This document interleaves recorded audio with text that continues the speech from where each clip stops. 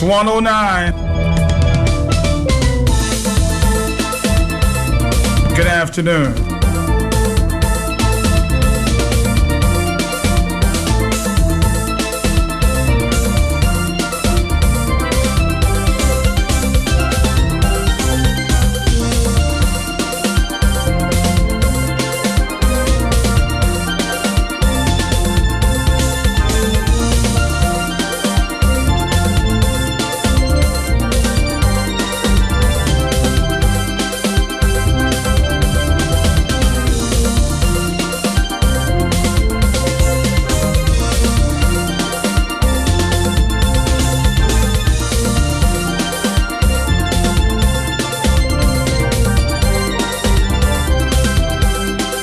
Many of you missed it this morning and asked me for a repeat.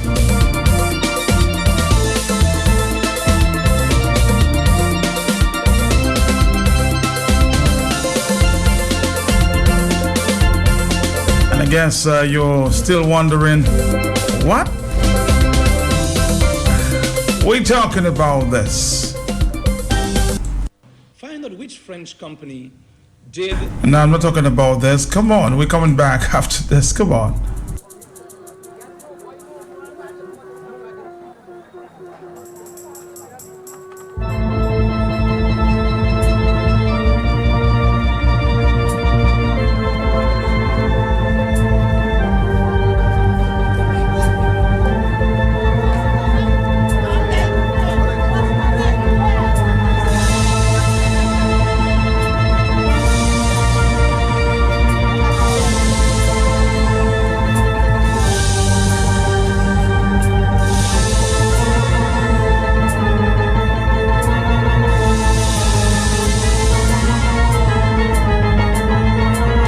We're coming back after this. A little splash came up, nothing big, and then a huge wave came, blasted on the rock, and just sweep Wendy away in the sea. And I stood up there crying until I see she waved me like that, and she go down in the sea. She was just swimming in the water, but the waves were against her because they were heavy, and as I said, there was no shore. Well, actually, on August Monday, we decided, Wendy decided that we are going to take a bath someplace in Botica. There's a beautiful scenery that is said. I do not know the name of the place really at the time, but she said that's where we are going. So she prepared the food, and I got myself ready, and the other members of the house, we were getting ourselves ready, and it was time for us to go. How many of you? Actually, it was 10 of us. And we boarded a bus, and we went to this place in Botica. Before I left my home, I did not want to go. I just didn't want to go. But one of my daughters, April, she said, well, Mommy, let us get ready enough for us to go. You know, let us go. Don't say you're not going anymore. Let us go. I said, all right, I'm coming, because there are a few places that I do not know, and I will get to know these places. And we went. Apparently, when we reached up Botica, they said, well, this is the area, and we started walking to that place. The place is, it's, how could I explain? It's a little difficult to get to? It's not difficult. You will see the place right in front of you, the path, but the path is very narrow. And it's rocky and not really suitable. Mm-hmm. You know, it should be, a bit larger that you can walk properly without, looking, because in that area there are little places that you can walk properly, but they are difficult paths. And so we continue going. A few, let us say, seven others home family, were in front of us. Wendy, my husband, and I, we stayed at the back, walking this trail. It was a long way from the village. Apparently, when we got closer to that place, I could hear the sea roaring, giving big sound. And when you look, the closer you get, it gets a bit more difficult because you will observe the sea below, and if you slip, You slide. yes, you will fall right into the sea, and it's dangerous. Of course, there are a few trees here and there, but actually you will see the sea below. And we went down.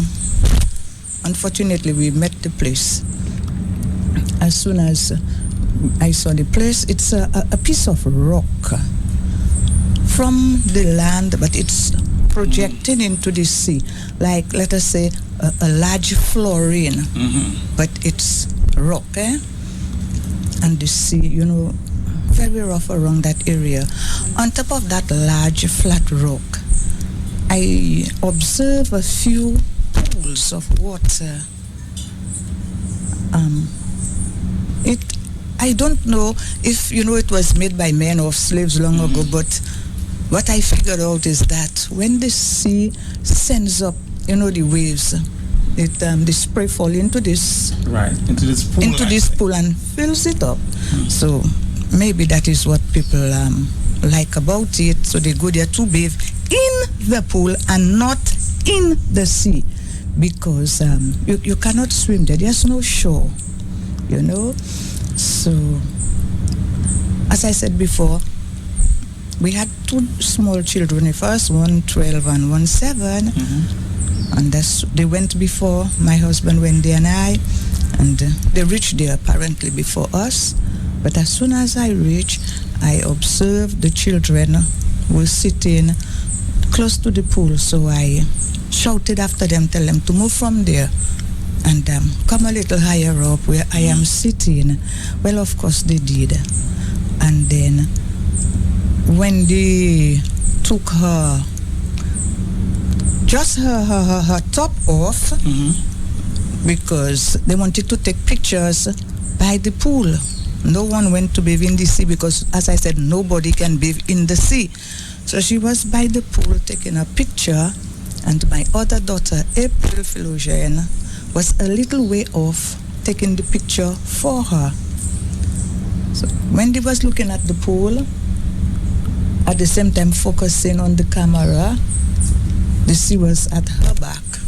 And April is focusing on Wendy, not looking at the sea. But I was a little way off, and I was looking. I could see what was going on, and then a little splash came up, nothing big, and then a huge wave came, blasted on the rock, and just swept Wendy away in the sea. April, it swept towards a little partition, I would say, of blocks. So that wave jumped her into the partition of blocks, preventing her from going into the sea, right before my eyes.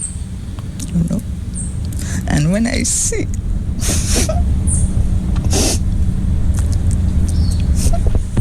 just hold on. Just take your time. When I see April get up from where she was, and I did not see Wendy, I look in the sea, and I see Wendy in the sea, swimming. And I started to cry. And I asked the Lord to give me strength and give me grace. And in the mix of that, I tell him thanks. Because April was there, but Wendy in the sea, and April could not swim. But Wendy could, and she was just swimming in the water. But the waves were against her because they were heavy, and as I said, there was no shore. So she's in the water, and I calling on God, I calling on God to help and give me grace. And I stood there, and everybody go.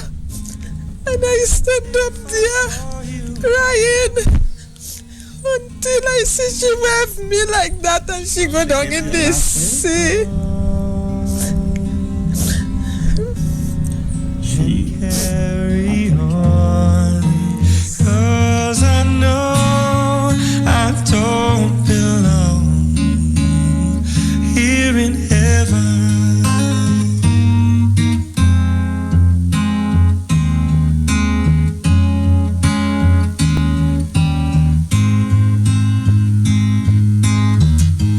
Would you hold my hand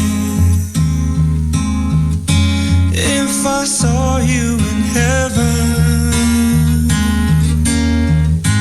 Would you help me stay if I saw you in heaven? I'll find my way through night and day, 'cause I know I just can't stay here in heaven.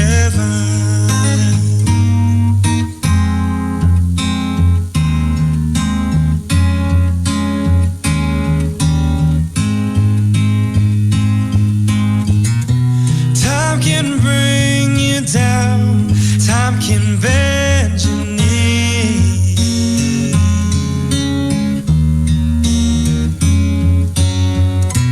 Time can break your heart, have you begging please, begging please.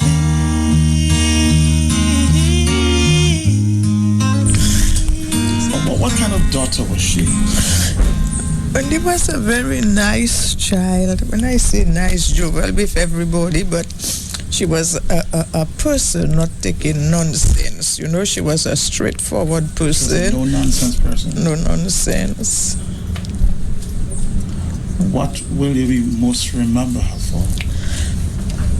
Well, I would remember her, I would say, for her goodness. She would help me in everything, you know, not only at home, but if I would have to go somewhere, she would be there. She would teach me certain things that I have to be straightforward, and in these times, you know, you cannot afford to fool around with people. You know, just if you can't, don't tell them come tomorrow. Just tell them straightforward that you can't, and you know, be brave and be what should I say? Be strong. Be strong, never, you know, be a coward or do as if you're afraid, you know. And it doesn't matter what it is. Once you know you're right, be strong and don't give up in anything. Many say that, you know, she was determined to get to Glassy. Well, I heard people said that, you know, but she never really tell me that. She just said that we are going out, you know, and I never asked her if she knew the place. I suppose when she said that we are going out, she knows the place and she knows where she is going.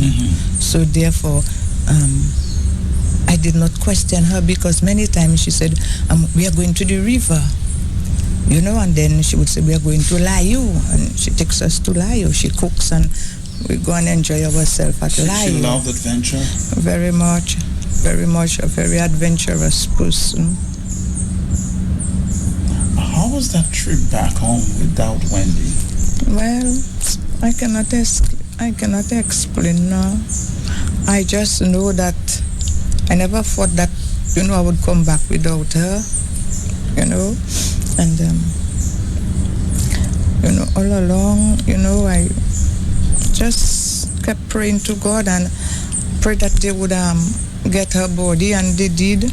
By the time we left this place, Glassy, and we came down to the Princess Margaret, straight away the postcard. When I passed for Fokole, the postcard was there already, and I saw a number of people there. So I know that definitely they found the body. And while we were coming down through this place, when we reached somewhere at Antrim, somebody on the bus had a cell phone, and they said to me, they have already found the body.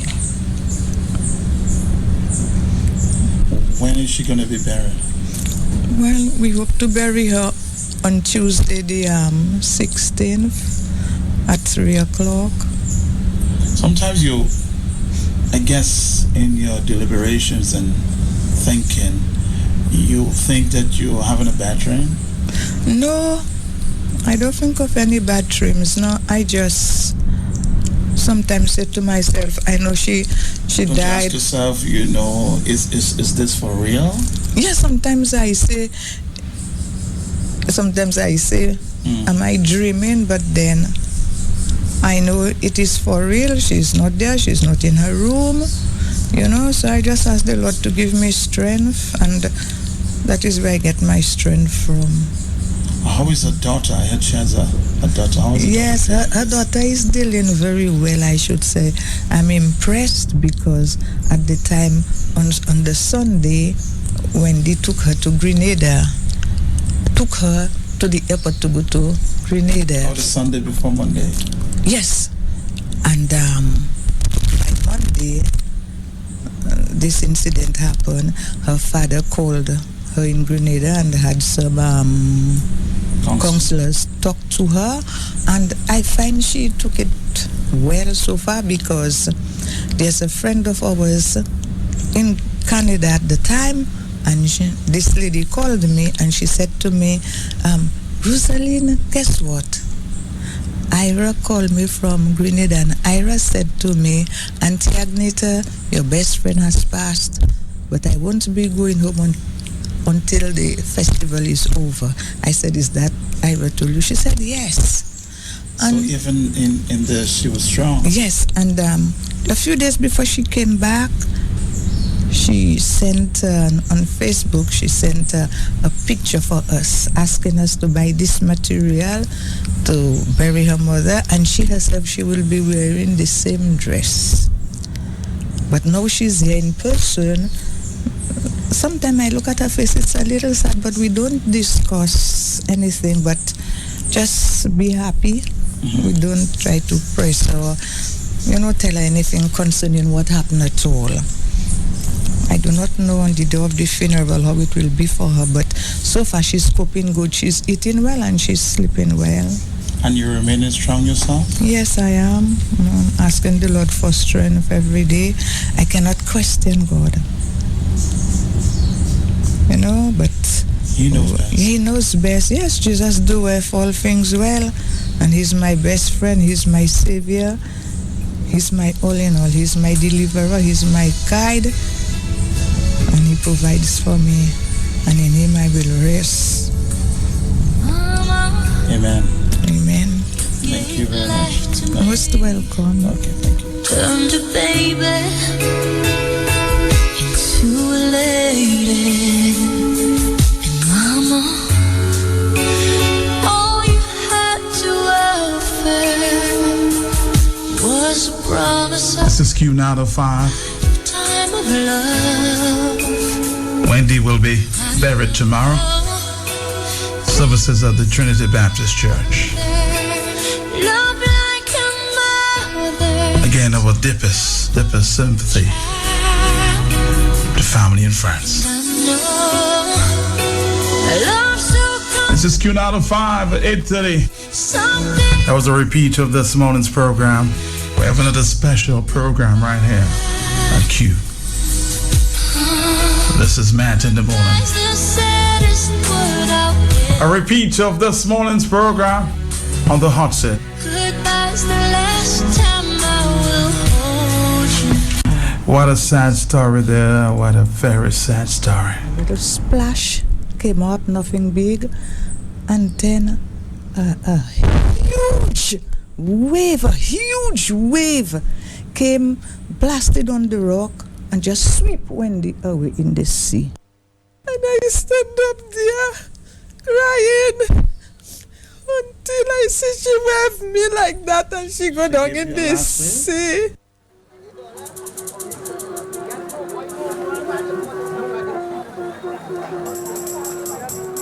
This is Talk on the Block.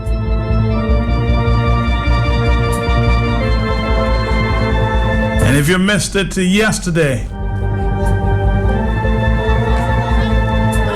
we're playing you an excerpt of this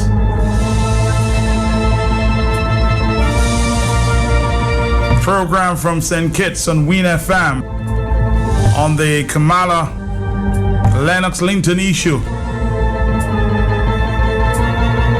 Regional journalists were in.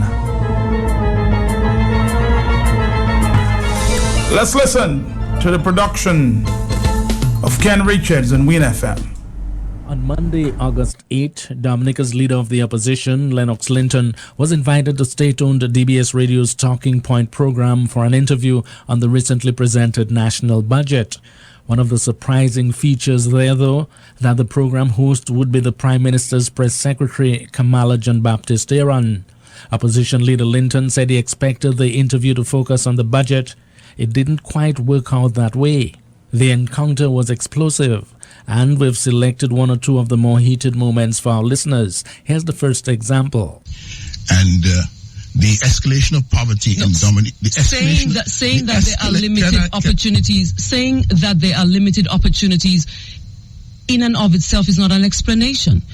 Where are there limited opportunities? The middle class in Dominica, for the information of the general public, the middle class consists of the teachers, doctors, nurses, people providing mostly in the service industry. Mostly. The teachers, for example, of Dominica have never had more opportunity for growth in education than right now. Study opportunity, which means greater opportunity in various ways, uphill. So I'm trying to understand when you talk about the middle class. You have answered the question. So let's move on to another question. No, you are. Kamala John Baptist, you're not going to correct my views. My views are my views. No, If you're going to use the mic and the fact, substantiate your it's views. not a question. I'm speaking to you and you're interrupting me to tell me what the correct interpretation of a downward spiral in the middle class is in Dominica. That is my view. That is my view. That is my view.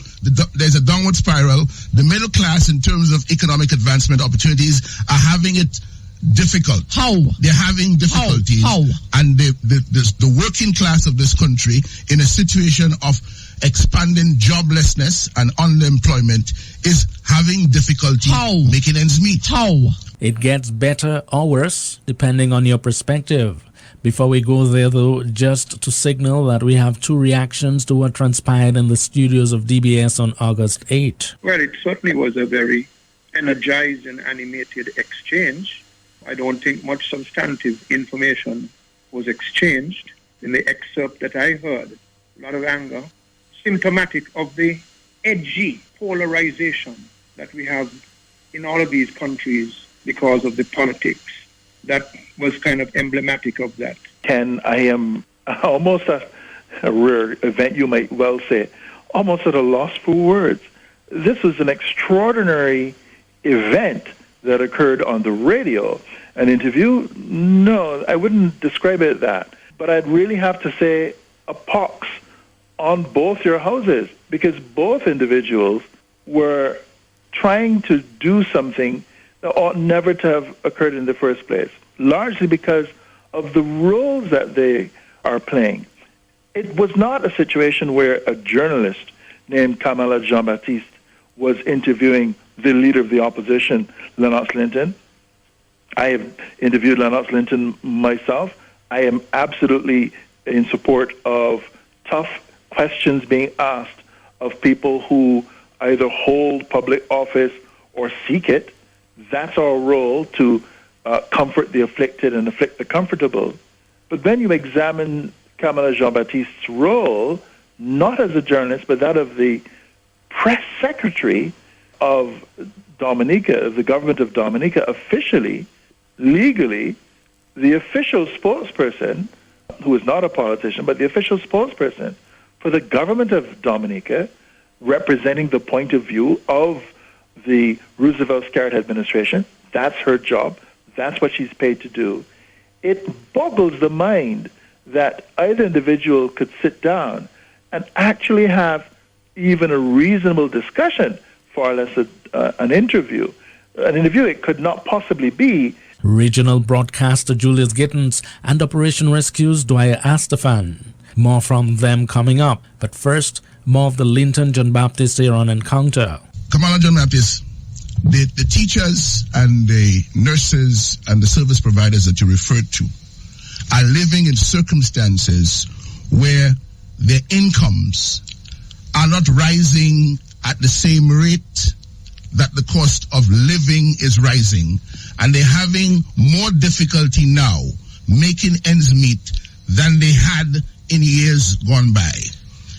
That is my view, that is my understanding, that is my perception based on talking with people and knowing real life circumstances in Dominica. If you see it differently, well, let me tell then you that's how. fine. Well, let me tell you how I see it differently, and I'm not interested in how you see it differently. Because what you're interested in is spreading propaganda without any evidence. But what that's is what, that's what you're interested in doing. So hold on. Hold on. Am I entitled to a view this morning that you're not going to try to correct? You are entitled to bringing the truth to power, as you like to say, to the public. That's what you're entitled to doing. I'm asking you to simply back up what you're saying with evidence. Okay, so as far as you're concerned, the middle class in Dominica is better off now than it ever was. So that's your view. My view is different. So let's move on to another question. You have not substantiated No, your view. No, I'm not going to substantiate any further. You're not interested in substantiation. You're yes, I am. You're interested in an interrogation. No. If you do not know, and you cannot appreciate that middle class people in Dominica are under pressure, then you cannot have understand. To tell the public how. But I've told you, I have told you that their incomes are not keeping step with the rising cost of living. I've told you that. But here's something that's happening parallel to what you just said. Here's something that's happening parallel. The civil servants of Dominica have opportunities to get, for example, a mortgage at a rate that they have never had ever before. So even if... Why don't you interview yourself? No, I'm Why don't you interview yourself? Listen, I'm out of here, okay? I'm out of here. Have a nice day. Have a conversation with yourself. Have a nice day. About the budget of Dominica, about the middle class, about the working class. Ask your questions to yourself, answer them. Substantiate I am the not things going that to you say. subject myself to this absolute garbage. Substantiate the things that you say. Back them up with trying facts. my best, but you wouldn't allow me. You want to correct my views. Listen to my views and appreciate them. I'm trying to talk to you, but you're trying to tell me what I should think and what I should say. Did I ask what questions to ask? Actually, you tried to. Oh, okay. You tried to tell me what I told you to stick to the protocol. The protocol of the letter. Your modus operandi is always the same. When people ask you to back up your views with facts, it's not a question of backing up, Kamala. You get upset. It's a question of you stop behaving like the rabid political animal that you are, trying to hide under the cover of media practice. You would know a lot about that. No. You would know a lot about that. You are the press secretary of the government hosting a conversation where the radio station has invited me to come here to talk about the budget, and you're on an excursion all of your own, talking about this and talking about that. Your whole purpose here this morning is not to try to listen to me or to allow the public to hear what I have to say. Your whole purpose is to try to embarrass me, to try to set your agenda, and to score one for the Roosevelt-Scarrett administration. So you have just done that. You had an opportunity to score a few for yourself. You had an opportunity to score a few for yourself. Take care of yourself. Have a good day. God bless you. In a comment online, well-known Caribbean broadcaster Julian Rogers says, quote, I had to hear for myself before commenting. Here goes. This, quote, interview should never have happened. Both of the parties should never have agreed to this interview, full stop. Where in the world would a PM's press secretary be down to do an interview with the leader of the opposition? Is that a role of a press secretary? Is the press secretary expected to defend the government in an interview with the leader of the opposition? I fault my old friend Lennox for agreeing to the interview because it is clear that he would not be on welcome ground. The thoughts of Julian Rogers. So what does Dwight Astafan, a former government minister who was in the past interviewed by then journalist Linton, think about the leader of the opposition, press secretary encounter? To find a word to describe it, I would say unfortunate, but not surprising. Some people have questioned, though, why have the Prime Minister's press secretary be the one to interview the leader of the opposition on the recent budget presentation? Well, if she's not the regular host of the program, then they must come up with a plausible explanation as to why, on that particular occasion, she becomes the host. Failing that, then you can ask a question as to why she was selected to host it, and then you could understand Mr. Linton's argument that it was a setup to embarrass him. But that said, Mr. Linton is very capable, very eloquent man, and I don't think he should be, or he should allow himself to be fazed by the press secretary of the government or the leader of the government himself, because he is aspiring to be the leader, and I think he's sufficiently confident to think that he can hold his own in an argument with anybody. In fairness, however, he did seem to boil up a little bit. Now, they both have a background in journalism. They both worked at Observer Radio in Antigua. In fact, Mr. Linton was Kamala John Baptist Aaron's boss at Observer Radio. How do you rate this as an interview between two people who are media savvy? It wasn't an interview. Not the part I heard. The part I heard was a quarrel. That wasn't an interview. Well, I don't think they were wearing their media caps. I think they were wearing their political caps, and especially the interviewer, because Mr. Linton came there as the leader of the opposition. And while you would expect his training to provide him with certain guidelines and constraints, you could understand him getting a little hot under the collar, feeling that he might have been ambushed. But again, at the expense of being repetitive, why would he be worried about being ambushed by anybody speaking for and on behalf of the government? He should be able to handle them. Now, I mentioned Observer Radio before, and Mr. Linton actually interviewed you on one occasion when he actually hung up the phone on you. Can you recall that incident and tell us what you thought about it? Well, he told me to get off the radio station. He basically indicated, I don't recall his exact words, it was some time ago, I was a minister of government, and I tried to call him to give a perspective to a matter that was being discussed. And I don't believe I was given a fair opportunity to do so. I thought he was somewhat excessive, but it was his territory, and we're all big boys and big girls, and we have to learn to roll with the punches. So I really didn't give it too much thought after that. I didn't think he used the right approach with me, and he might even have been able to get some sound bites out of me. But none of that. He cast me off. Told me get off the radio. If I recall, though, he was suggesting that you were not answering the question. You did not seem prepared to answer the question. So that's why he cut you off. Well, I mean, he was not prepared to answer questions in the interview with Miss Jean-Baptiste as well. There's certain questions that you don't have to answer every question. You do not have to answer every question. Just like if you answer a question, your answer must be plausible. You could have a plausible explanation or reason for not answering a question. So going forward, though, what happened in Dominica this past week? If you had to give some advice on people doing interviews or are interviewees, what would be your best advice? Man, stick to the issues. Let's put the personalities and the egos aside. You know, when we're in the spotlight, we must remember it's not just the fame, but we must be able to face the brightness that comes on us. Whether we're in government or aspiring to be in. It is too much ego involved, too much personality. And the people, unfortunately, get caught in between because an unenlightened body politic will be more inclined to take sides without thinking. And so that only tends to exacerbate the divisiveness that already exists. Linton's people will defend him. Skerritt's people will defend the interviewer and Skerritt. And it sets the country not a step further. In fact, it sets it back. We're on a race to the bottom in these countries when it comes to that. The divisiveness, the lack of enlightenment, and that exchange didn't help the process at all. So if we really want our people to progress, we have to first understand that in service to them, we have to lay a platform of enlightenment and true empowerment, and that can only come from sober and respectful and tolerant debate. Dwyer Astafan.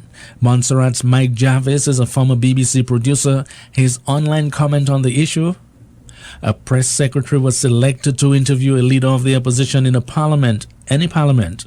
The leader of the opposition agreed. The press secretary agreed. Objectivity is impossible in such a situation. Doing interviews is an everyday thing for Barbados-based Julius Gittins. He is familiar with both Linton and John Baptist Aaron. Like them, he worked at Observer Radio in Antigua. So how does he describe what ensued between the opposition leader and the press secretary? You might well say they're actually doing their jobs to perfection. But what came out of that encounter certainly did not serve the public interest. Because, as I said, the spokesperson for the government, the representative through media of the government, is interviewing the person who is challenging the government on a daily basis and is his constitutional job, and his paycheck should demand that that's what he should do. So it's really a situation where it really should not have happened to begin with. And then if you want to go a little further than that, there is also clearly, even to the untrained ear, if you will, much that's gone under the bridge between the two individuals. And it has to be said, and it was not stated so far as I'm aware of, even if, as we say in the Caribbean, everybody know, I think it's important that you state the parameters very early, where Kamala Jean-Baptiste served as news director of a radio station in Antigua, while Lennox Linton was its manager in the life that they had before returning to Dominica to play out their current roles. Even to add to that, Lennox Linton is the one who brought Kamala into Observer Radio. Absolutely. So that merely explains the tone of the conversation. That I say that just to let your audience who might not be that aware, that's where, if you want to call it bad blood, might exist. But if you had had any other press secretary and any other leader of the opposition, I dare say the result would hardly be different. It's just not done. Mr. Gittins, before I start calling you names and get all heated with you and everything, well, I want to talk about that in a moment. But. I know you said, it was surprising to have a press secretary interviewing a leader of the opposition. But what did you think of the name calling, rabid political animal, and the response in the that of fairness, you should Ken, know? Let me just say that I had made a few notes, and the last note I made before this interview began was press secretary cannot interview the leader of the opposition. I'm trying to find at least some way in which this could be absolutely understandable, or regular, or even if poorly matched between two individuals, something that does not really go beyond what's ethical and what's reasonable and what's fair. Were you surprised by the venom, though? That's part of it, because they're two individuals who have a long-standing personal relationship, one of employer and employee at one stage. One of the things that, as journalists, we're trained to do, those of us who've actually gone through that training, is even if you're asking tough questions, at all costs, make sure that you have the audience on your side. As long as you become hostile to someone who's hostile towards you, as long as you become hostile or angry, and it's a very, very fine line, you can step over it very, very easily. As long as you've lost the audience support, then all of a sudden, even people who don't like the best bone in the interviewee's body will start to cheer on. It's an extraordinary event of gladiator encounter you might consider, but that's really the job of the journalist. But again, we really shouldn't be having this part of the discussion, because it was not a case of a journalist interviewing or a bad interview between a journalist and a political figure. That simply was not the case. This was a conversation between someone who is paid to represent the views of the government of the day. So, for example, a number of things, apart from getting angry, happened that would not be allowed for a journalist. She made statements. She made actual rhetorical statements. While challenging the rhetoric of the opposition leader, she went in to make statements on her own that are and could be considered rhetorical. She defended the opportunities for teachers. She said teachers never had greater opportunity. She said, let me tell you how I see it differently. She accused Linton of spreading propaganda without any evidence. And she talked about the middle class by referring, the only factual thing that she mentioned was lower mortgage rates for public officers. That was a singular event. But in terms of an overall picture, which gave me the impression that she could clearly challenge Lennox Linton's assertions, that did not happen. It was rhetoric, trying to respond to rhetoric. And all the while, both individuals who are journalists in their previous lives are trying to cloak themselves in the trappings of the media. Those clothes they no longer have a right to wear because they have moved on in their lives to other things. And I think the public deserves an opportunity to question either or both individuals separately or together. That is entirely the right of the public to do that through a journalist who has an obligation to make both parties accountable.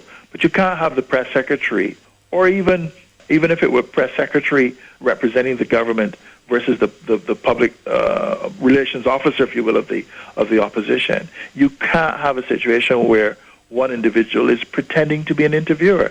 That simply should never have happened. And I suspect that one has to raise questions about why a leader of the opposition would, in effect, submit himself to an interview with the press secretary to expect that reasonable questions are going to be asked, or even tough questions are going to be asked, for which there are responses. For his responses, he was met with a point of view. And as I said, while that's absolutely Kamala Jean-Baptiste's right to do so, it could not possibly be in the context of an interview. What is the lesson coming out of that? The lesson coming out of it is that we have a difficult problem ahead in the media where lines are blurred, where officials who were once journalists move into official positions in government and then are expected to perform like journalists.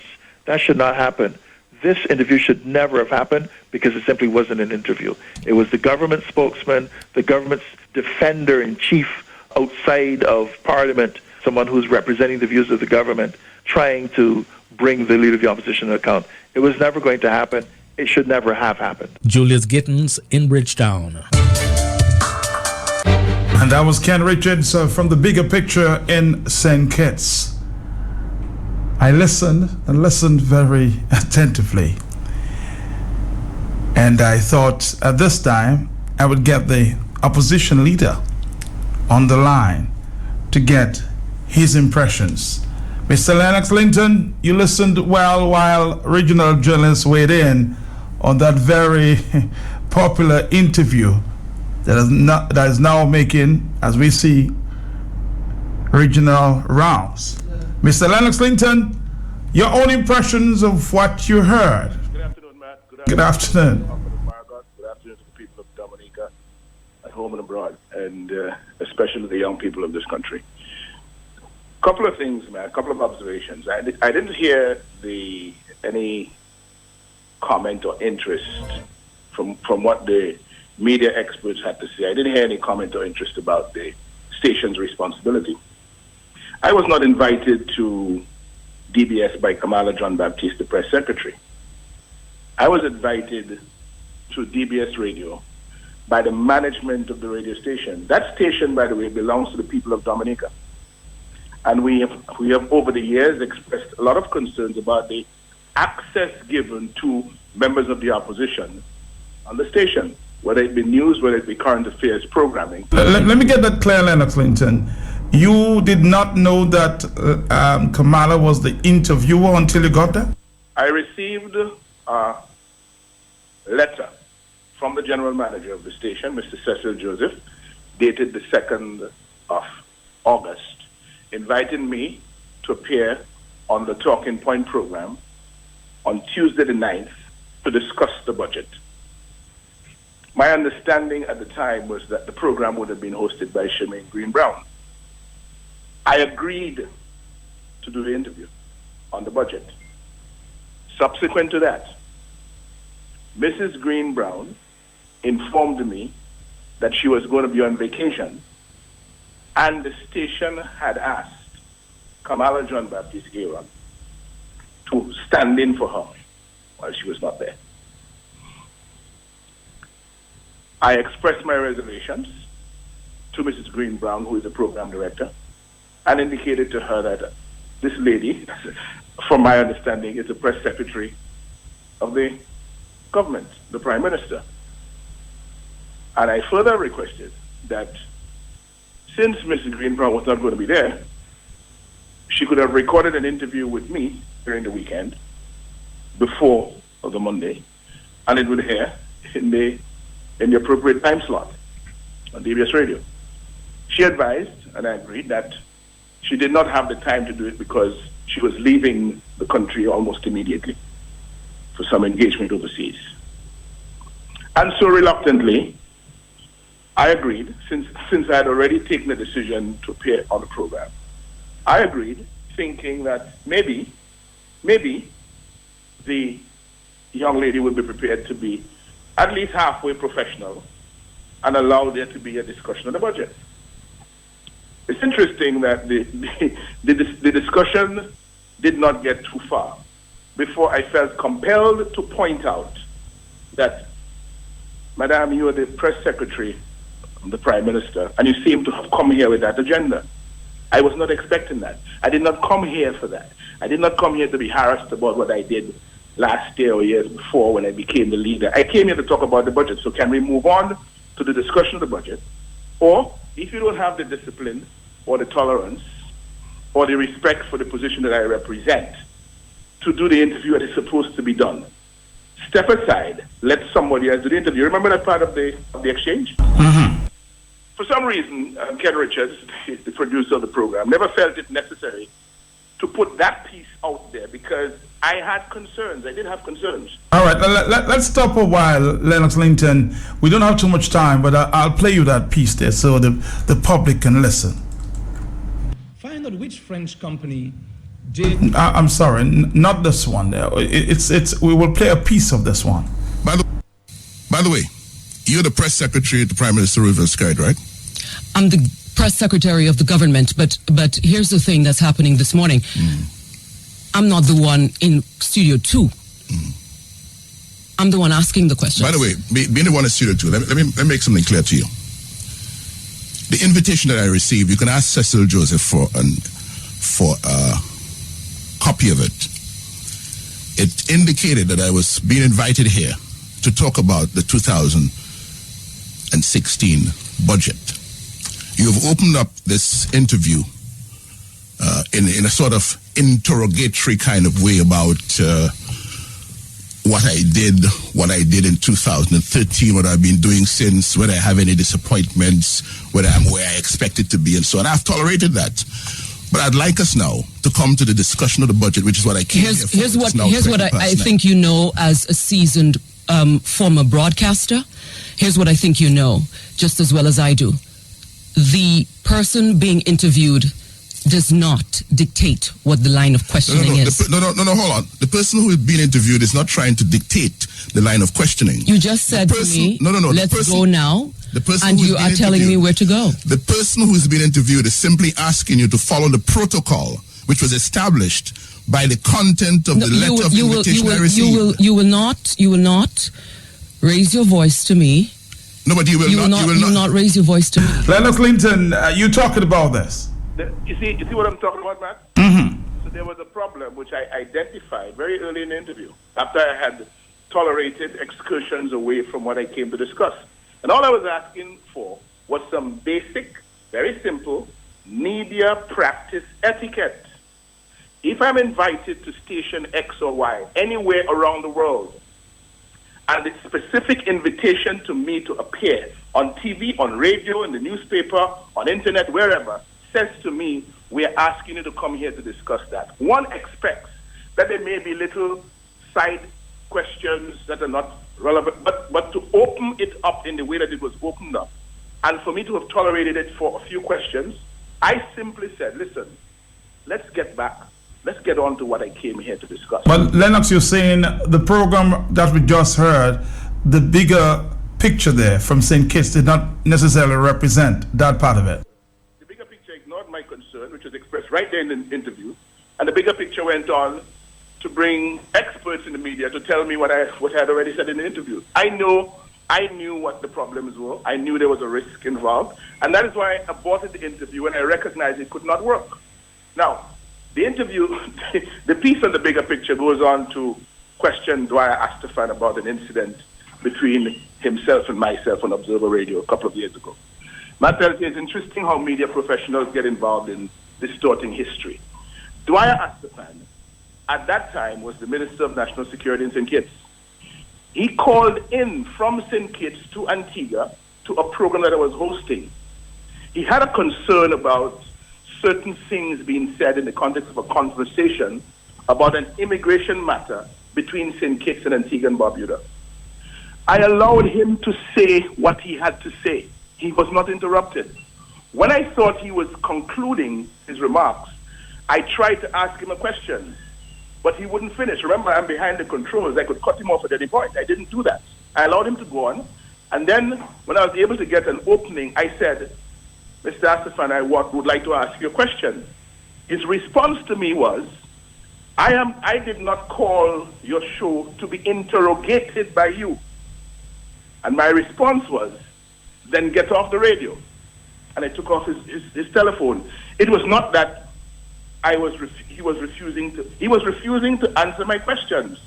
He flatly refused. I didn't refuse to answer Kamala John Baptiste's questions. I was answering the questions to the best of my ability, but I took issue with being quarreled with and having my point of view basically attempts to correct my point of view and reinterpret my point of view, etc. I didn't feel that was an interview, and so I aborted it. I aborted the interview. I took out Dwyer Astafan from the conversation years ago. I aborted this interview with Kamala John Baptiste because I felt it was going nowhere. Thank you very much. We have no more time. Thank you, Lennox Linton. And that's where we go.